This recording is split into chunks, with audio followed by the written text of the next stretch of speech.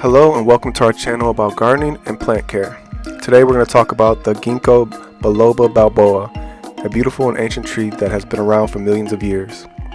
The Ginkgo Biloba tree is often referred to as a living fossil, as it's one of the oldest species of trees on the planet, dating back to the time of dinosaurs.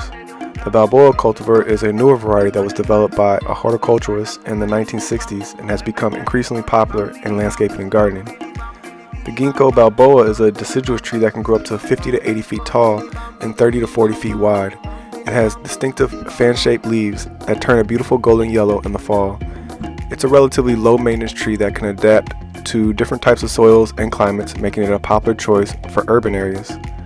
The Ginkgo Biloba prefers full sun to partial shade and well-draining soil. It's a hard tree that can tolerate drought and pollution, but it's important to keep it away from salt water and excessive amounts of fertilizer.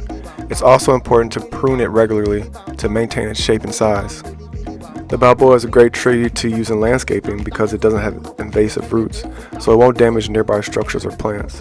It also provides shade and shelter for other plants and wildlife.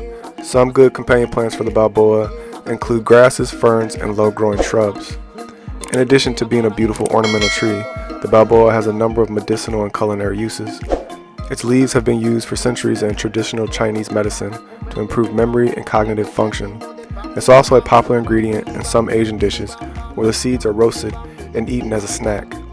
And that's it for today's episode. Don't forget to like and subscribe to our channel for more gardening tips and information. Thanks for watching.